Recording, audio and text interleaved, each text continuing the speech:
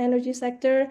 He became Emacs Engineering CEO, a member of Emacs Group, a turnkey project developer. As an energy service program, his company is present in the renewable energy and energy efficiency program in several countries in Europe, Balkans, Middle East, and West Africa.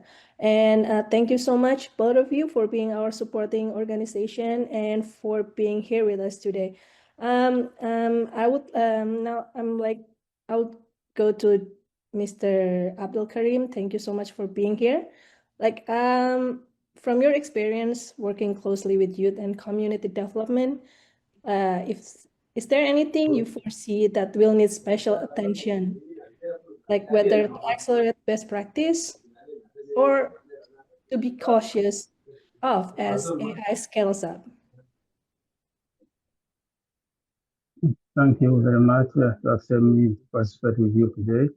I'm Muhammad Abdul Karim Abbas from Chad, President of Organization International Helping for the Young. It's a non-profit organization helping the vulnerable. According to the global green job, globalization, that is the first to our country, and missing from Saudi Green Building. Just the AI, the rapid evolution, and AI present both major opportunities and critical challenges. Here are the key areas requiring special attention: accelerating success and best practice, ethics and transparency, development, robust ethical frameworks to avoid bias and ensure fairness, make algorithm more explainable, white box and AI, international collaboration, harmonized regulation, example, Europe, US, and China to avoid harmful fragmentation, share best practices through open source, such as Meta and Mistral, investment in R&D, prioritize, align AI, soft AI to avoid abuses, fund innovative startup to counter the dominance of giant Google OpenAI. Education and adaptation trend and AI skills from engineering, model auditing, anticipate change in the job, make career retraining. Thank you. Okay, thank you so much, Mr. Abdul Karim. That's a really helpful context.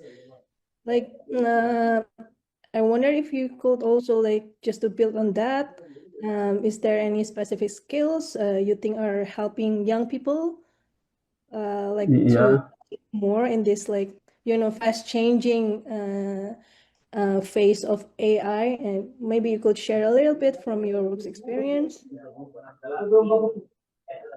According to our, there is the rural women in Chad have a big problem in Chad. The rural village and isolated villages have a problem. That's need to help according about the green building, if it's possible. You understand? Yeah. Thank you so much. Thank you so much for sharing your experience, Mr. Abdul Karim. Thank you. Yeah, that's a really a precious insight. Thank you so much. We'll get back to you again. Sorry, because of the time limit. Now I would like to address Mr. Giuseppe. Hi, Mr. Giuseppe, from a private sector and green investment lens. And what are some of the synergies you see between workforce preparation, AI, and green jobs? What has been promising so far in terms of aligning those efforts nowadays?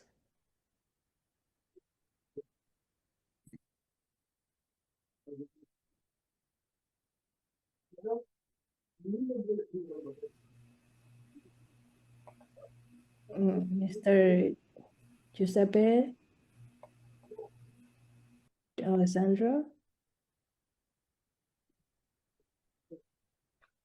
I see him online, but I'm not sure if he's able to come on. So maybe we can proceed Okay. for now and then maybe come back when he's back on. Great, thank you. Yeah. Okay. Thank you, Sakar. So now Thank we can jump into, the next segment, which is a bit of an interactive dialogue, and this will be a live Q&A. Just in the interest of time, if we can just bring back if you can save your questions, please remember them. We will open up to the questions towards the end for everyone. So if at this time I can ask Amanda Abram, David Stiers, Helen Sun and Pratham Rawat to please come on video. I see you already, but we will go into the interactive dialogue with you. So I'll pose the question and I'll leave it to your comments, and then we can have hear first your comments, and then we can come back to different questions, and we'll bring all of you back together. And if you can introduce yourself briefly after I ask the question, that would be great. Thank you. So this question is, Amanda and David, I'll ask it to the two of you since it's a bit linked together. So Amanda, thank you so much for joining us, our Director of Global Schools from Sustainable Development Solutions Network. Based on your experience, how can SDGs help to build the futures of global citizens since you work with so many youth? And then David, for you, David Cyrus, he's a coordinator at the Volunteer Groups Alliance. How have you seen volunteerism and nature-based solutions contribute to enabling SDGs acceleration? So I think that kind of goes together, but Amanda, maybe we can start with you, and then David, if you can follow with your comments as well and introduce yourselves. Thanks so much. Yes, thank you so much. Thank you for inviting me here. It's great to be here. As Hayan said, I'm Amanda. I'm the director of the Global Schools program, and it's really great to discuss this topic of education and training for green jobs. It's really at the heart of our work at the Global Schools program and the UNSDSN. We are a global network of schools across the world, and we really focus on training teachers on the core competencies of sustainability education, who have in turn supported over 300,000 students. And I was really excited to hear the framing of this session on volunteering, as it's really at the heart of our work as well. We worked with dozens of volunteer staff across the world who have committed over 50,000 hours across the years, really supporting this global movement for education for sustainable development. But beyond the numbers, we're really focused on the deeper goal of equipping young people with the competencies they need to thrive in the digital age and really a more sustainable future. So I want to mention two quick examples, just going back to the question on how we're seeing our work with the SDGs. The first, as mentioned by Dr. Radhika Iyengar, is our Ages of Globalization course and educational initiative. This course really takes students on a journey through the history of humanity and technology, but it's really forward-looking and centered on providing students with the skills needed for their future. Through this curriculum, we really integrate GIS tools, environmental science, interactive maps, and systems thinking pedagogy for students. And we also really work to show them what is possible through presenting different career pathways for purpose-driven careers.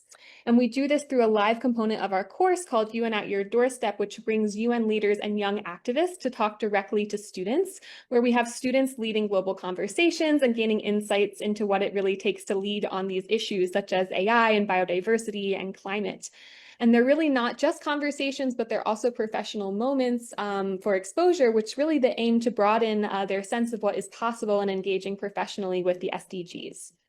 And the second quick example I want to mention is our Schools for Goal 7 initiative with Siemens Energy, where we train teachers on renewable energy through an interactive course and lessons using a STEAM approach. And then we introduce students to the fundamentals of renewable energy and sustainability using a gamified curriculum on Minecraft education called Planet Rescuers.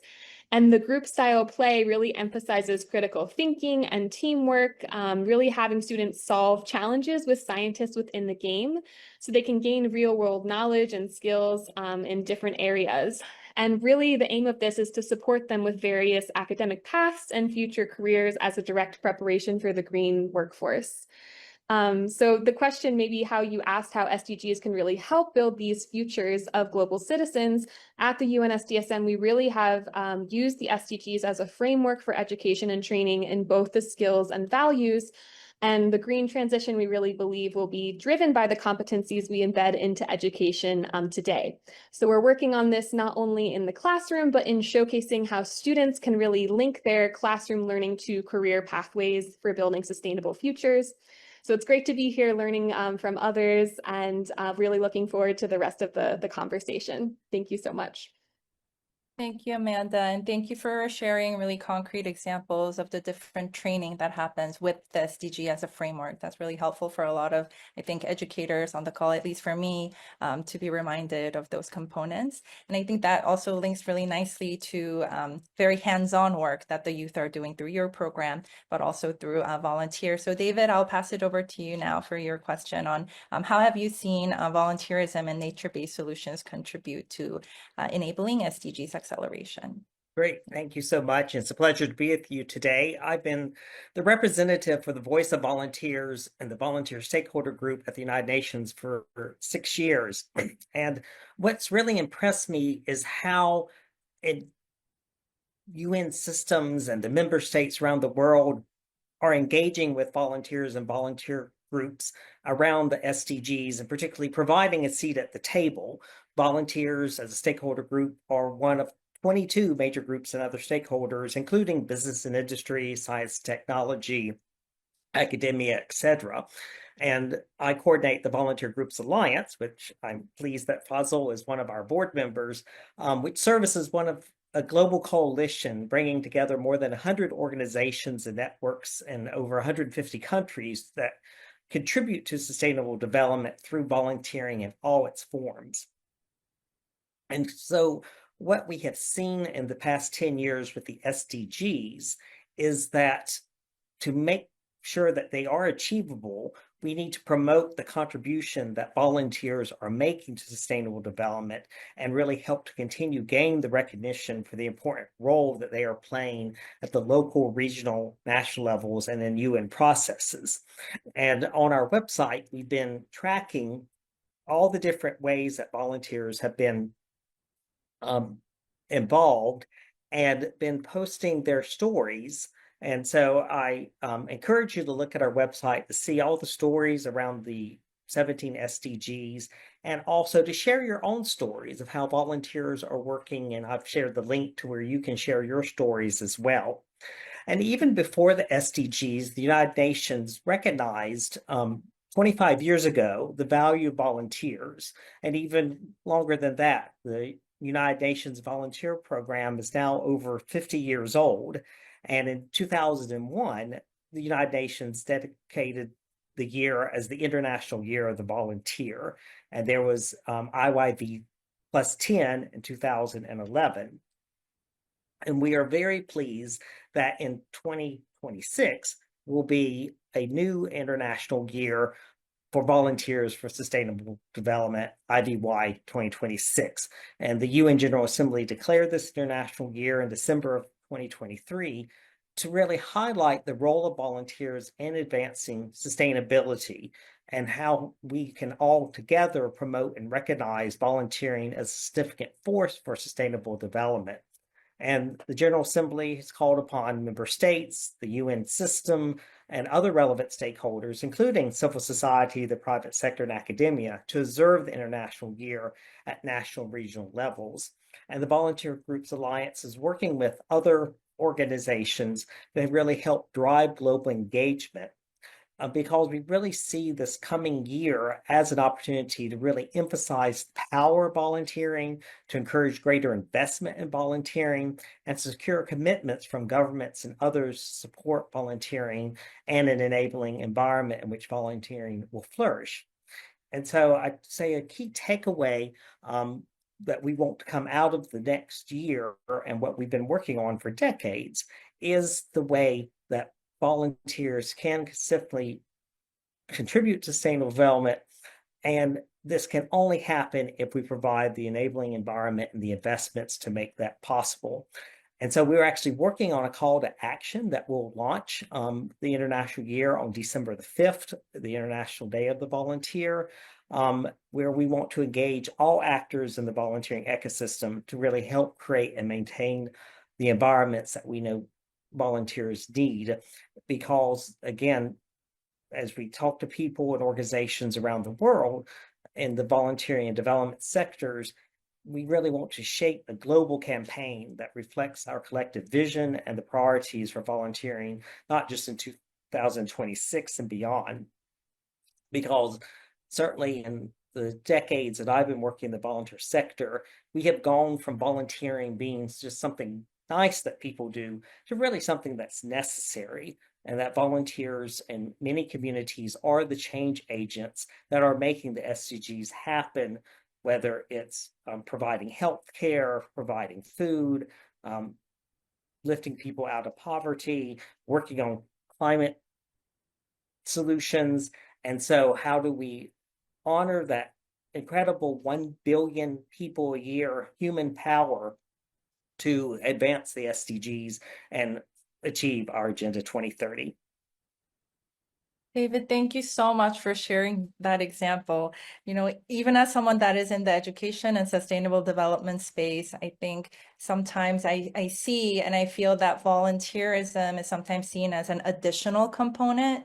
But I think from what you shared, it's just so clear that it is at the core of making change and accelerating progress at community level, at multiple levels, at even the governmental level, policy level. It is the volunteers' voices, the collective voice that really move forward the SDG progress. So thank you so much for sharing that, and kudos to you and all the volunteers in your network for taking on. And thank you for sharing the stories. I also feel like personal stories are possibly the single most powerful tool that we can use to really get everyone motivated and inspired and on board, is when they can see an SDG story, linked story, sustainable development issue that has hit home close to them in their communities, that really people are called to action and brought to action is through those stories. So really excited to check out those stories too. So thank you for sharing that.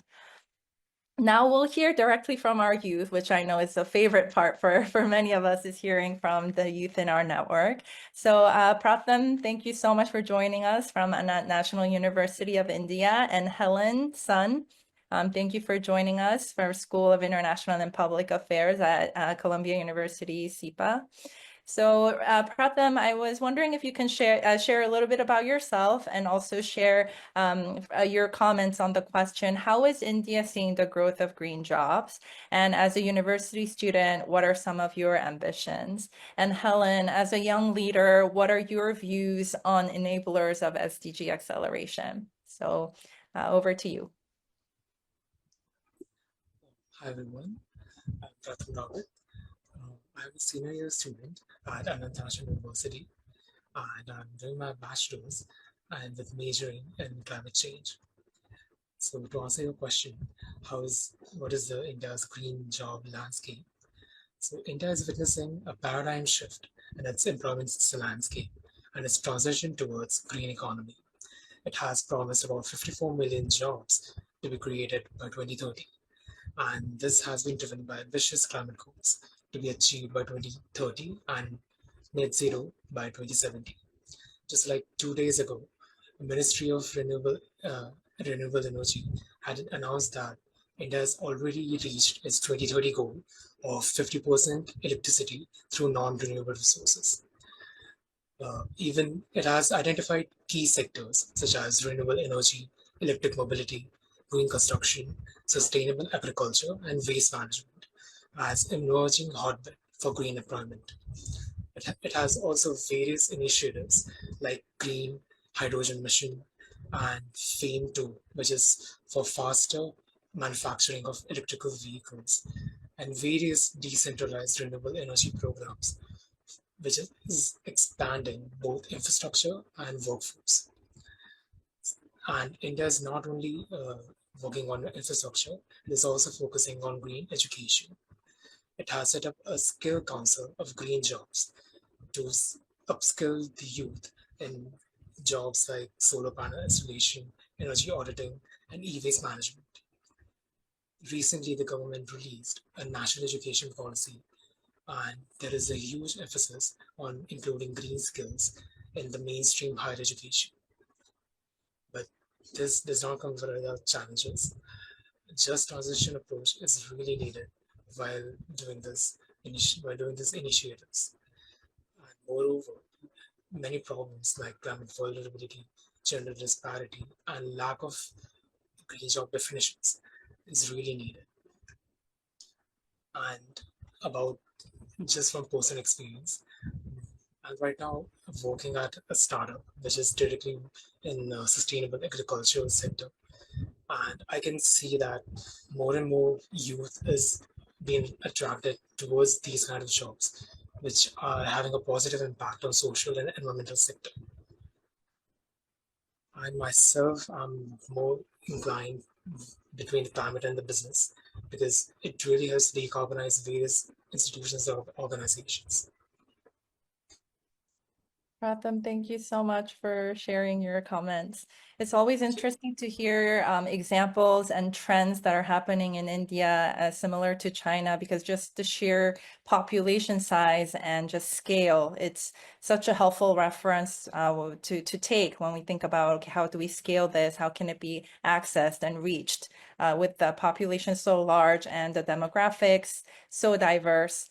So thank you for sharing what's happened, the trends in India, as well as your own experiences.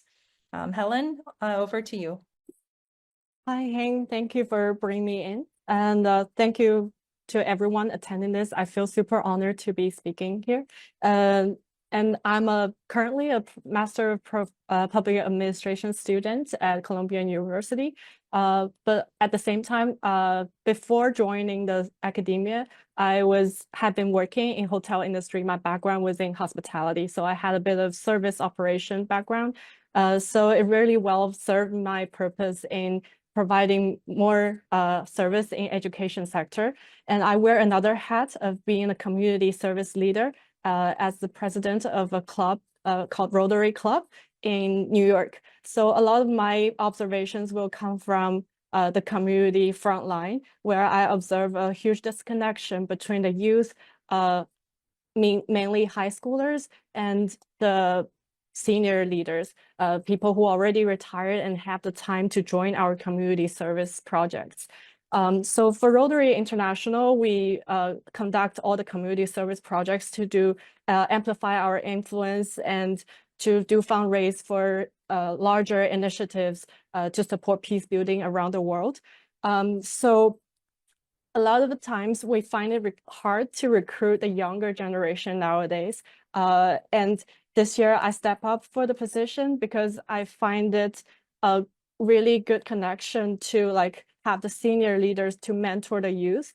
Although we see AI rising has taken away a lot of the motivation from the younger people to specialize in one industry, they also voice a lot of concerns to me because they find it meaningless to really study accounting super hard or really study engineering fundamentals super hard. But our end goal here is, as Dr. Esser previously put, is to work with AI to drive the car of AI development. So in order to do that, we really need to learn from the experiences before to identify the connections we can make with AI instead of doing what AI can already do.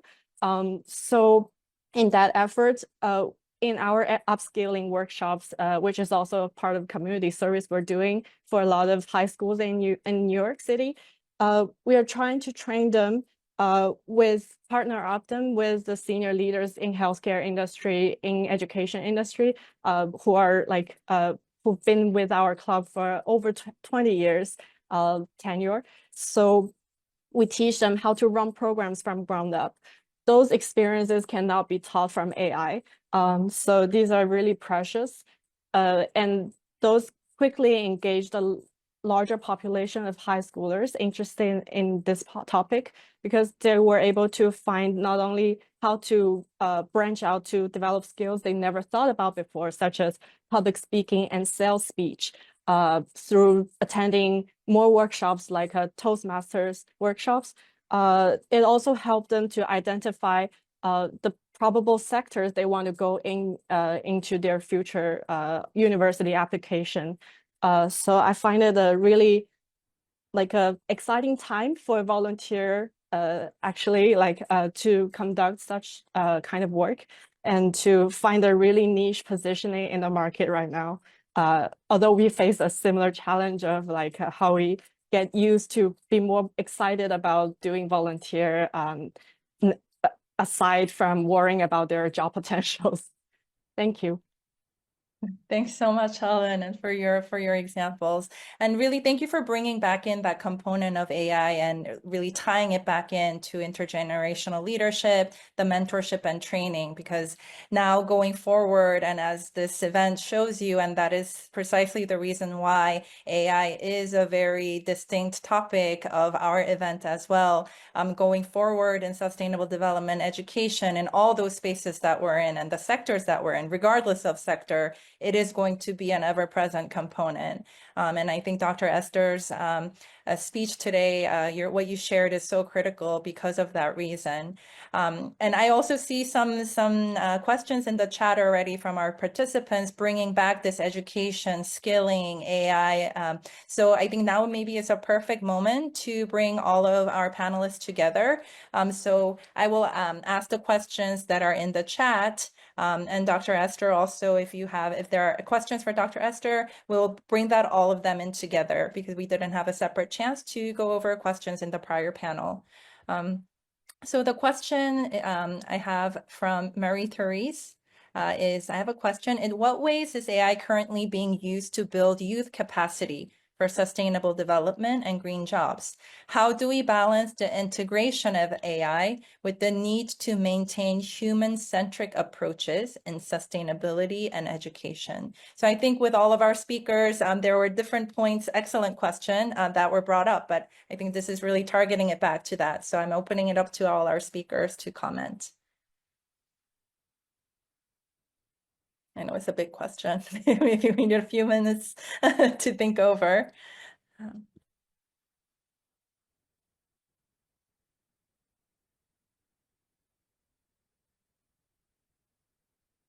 Dr. Esther, sorry to put you on the spot, but given your talk, I think this fits perfectly. So if you have some insights on how do we, maybe this particular question, how do we balance the integration of AI with the need to maintain human-centric approaches in sustainability and education? Right. So in higher education, there is already some experiential learning with AI.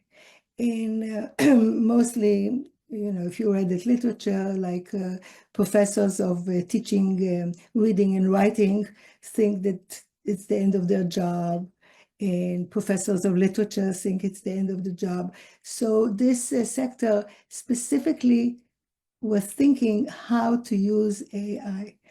And, and what they do is, rather than saying, write your essay by yourself, they actually say, ask AI to write your essay.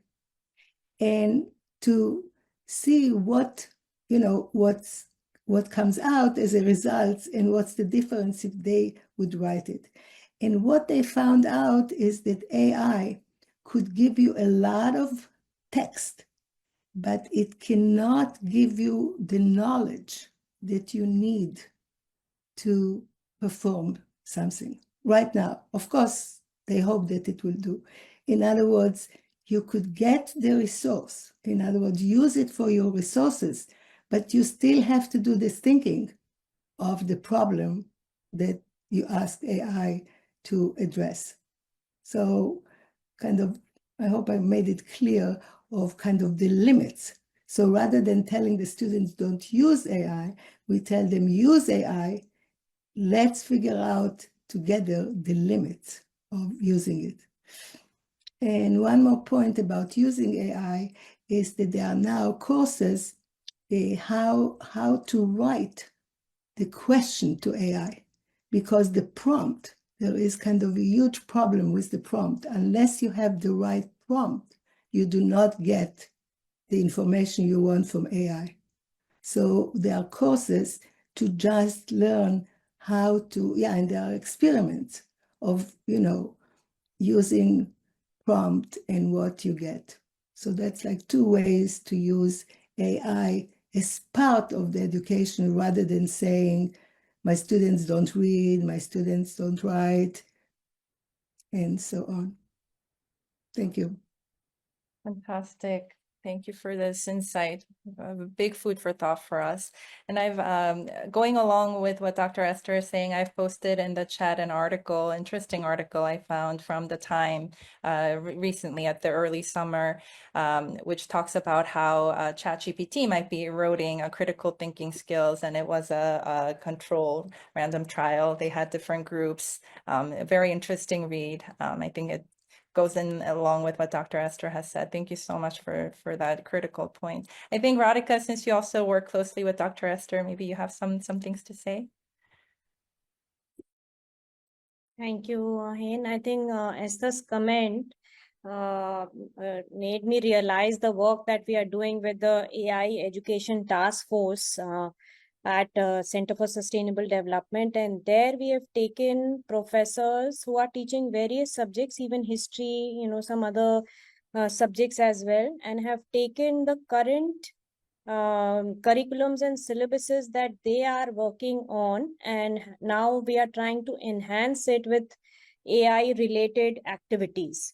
And it's not just enhancing in the sense that it is basically giving a chance for the students to reflect, what does AI produce? You analyze that and then use that as a part of your learning, not like AI doing your assignment. So that what Esther is mentioning in terms of AI being a source of reflection of what is possible with AI versus what is more humanistically possible in terms of your own capabilities, and comparing and analyzing it and understanding how that enhances your knowledge. So it's not giving away the knowledge or getting just facts, but improving your own knowledge based on where you are, but enhancing it using AI. So that's something that we are working on specifically with some professor syllabuses that they've been using at Columbia University. Great, thank you, Radhika. There's also a question here on the broader green jobs market. So I also wanted to include that in our discussion. The question is from Marcus Viviana, who asked, I'm asking this question as a former UNEP staff to any of the panelists, so open to all of you. As green jobs expand, how can we make sure they reflect local priorities and offer fair pay rather than becoming symbolic roles with little value? In many cases, green technologies only support it when it brings profit, not just environmental benefits. So I will pause there if any of the panelists have thoughts.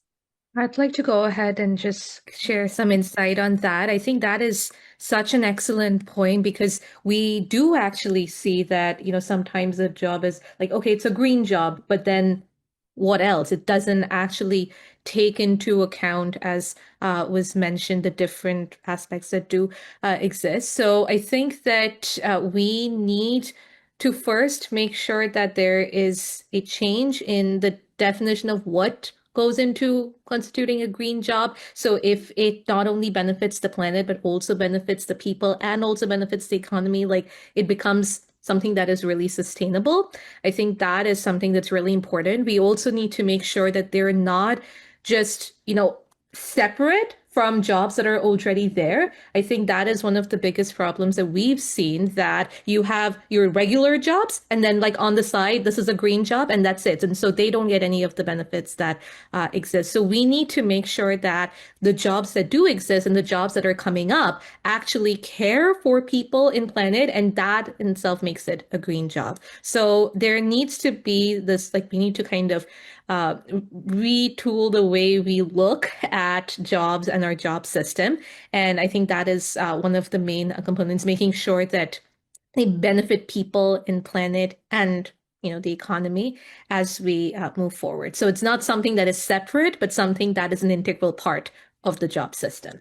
And we've seen that through the work that we do as well, making sure that it's actually a part of what exists and it's developing and not separate. It benefits the society so much more than creating a completely separate, unrelated kind of green job.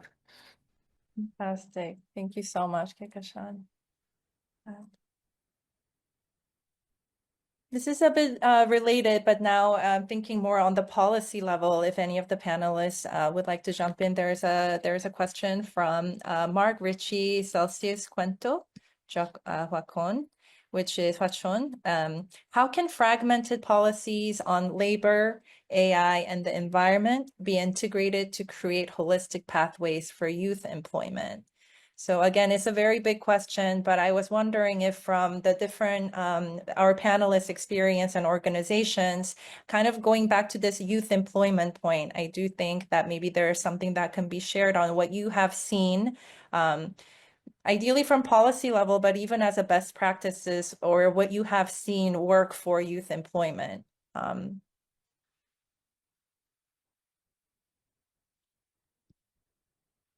I know some of you have also mentioned some trainings as well, very concrete training, so that at least that process, even if a full coverage, if you will, policy might not be present, because AI is so new. So a lot of policies are currently in development in most countries. But what are some efforts that are currently there to really link the youth skilling and youth employment to these future prospects that are coming very quickly at us? Radhika? So this is, I think, a good question for an economist. And we are here, at least I have an economics of education background, so not really labor economist, but I just wanted to mention that we are getting a lot of reports from World Economic Forum about what are the potential uses of AI, in which industry will last, which industry will not last. And we are kind of consumers to it. And it is based on perception. No one really knows what the reality is and how it will shape up. But I just want to mention that we are the drivers. We have forgotten that we can make things happen and we should make green things possible. And Faisal, I think, started by saying that we need to be the people who are going to take the future forward in the green, in the most green possible way, and create green jobs and work for green jobs. So let us create a market for it. Here is the time where we have a opportunity, probably in the next 10 years or so, on how the future will be forecasted, and we are sitting at the brink of what the future will bring to us, not as receptors of or in getting the information, but as drivers. So I'm hoping that we can somehow use AI to promote green initiative, to promote sustainable development, to promote sustainability, education for sustainable development. So I think to twisting the question a little bit in terms of how can you make use of AI to drive the labor trends towards sustainability, and let's think of those aspects, and maybe this can be a small working group that can come out of this maybe Faisal, you can lead it and we can all participate in how we can drive this agenda forward. And I hope that this is not just a one-off event, and we can continue this collaboration in some way to drive sustainability and create those labor market changes that we want to see going forward. Just my little ask. So amazing. Thank you, Radhika. I know you're an economist by training, but a true educator and change agent at heart. So thank you for always, in all the events we do and all the partnerships we have, making us really think about what is the thing that we can do. Let's not wait for policy. Let's not wait for things to happen. What are some things that we can happen with our current partnerships, with our current institutions and our youth and our civil society? So thank you, Radhika, for that. We're right at time, so I actually need to close our discussion and our dialogue at this moment. I'm bringing it back to you, Faisal, for your closing comments and wrap up. Thank you. Yes, thank you very much. It's really exciting. I hope we can keep continuing. This is great discussion. I think the call from Professor Radikan and the team and the youth, and such an amazing dialogue. I think the dialogue way much more needed, because this is really we're driving the force rather than being forced to being driven. And I really thank you for the depth, sincerity, and forward-thinking ideas shared today. What we have heard confirms the truth. We can no longer postpone. We can create our own jobs, our jobs of the future, the green future. I think we talked a lot about intelligence. Intelligence is not going to take away from us. It's just going to give us most opportunity to get our job, our job back that was given to us as a human. And I think in between, it will in between extreme traditional jobs, which is like a labor job, with artificial jobs. I think anything in between, it really lies the wisdom. What some of the professors and the scholars have said today from Columbia University, that there is no doubt that we still earn. Another thing, the example, I just want to bring the example of the do your own essay in artificial, and then find your the discrepancy between what would you write and what would the artificial intelligence that you impose that would write, and anything in between is really what we can innovate, accelerate, and go forward. It's really the in between, and I think the in between is really the wisdom.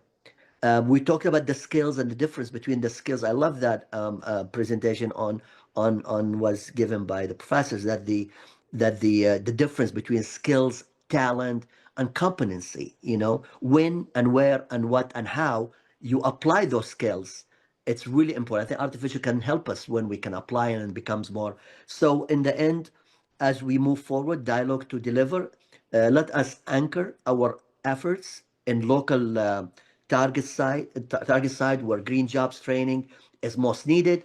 Let us apply sufficiency, because also sufficiency is really not sustainability. Sufficiency is like consuming enough of education that would drive us forward. So we're being more efficient, but really being more sufficient as a guiding principle, not to limit inspiration, but to shape it. And let us remember that every SDG is interrelated, interlinked. What we do, education, climate, and work must also serve quality, health, and peace. The Saudi Green Building Forum stands ready to continue to the call that Professor Larika have mentioned. We're ready to continue this work in alliance with the global partners and local actors alike. Together, let us turn insight into impact and policy into possibility. Thank you for your presence, your passion, and your shared commitment to leave no one behind on the road to 2030. Thank you. Thank you so much for your remarks.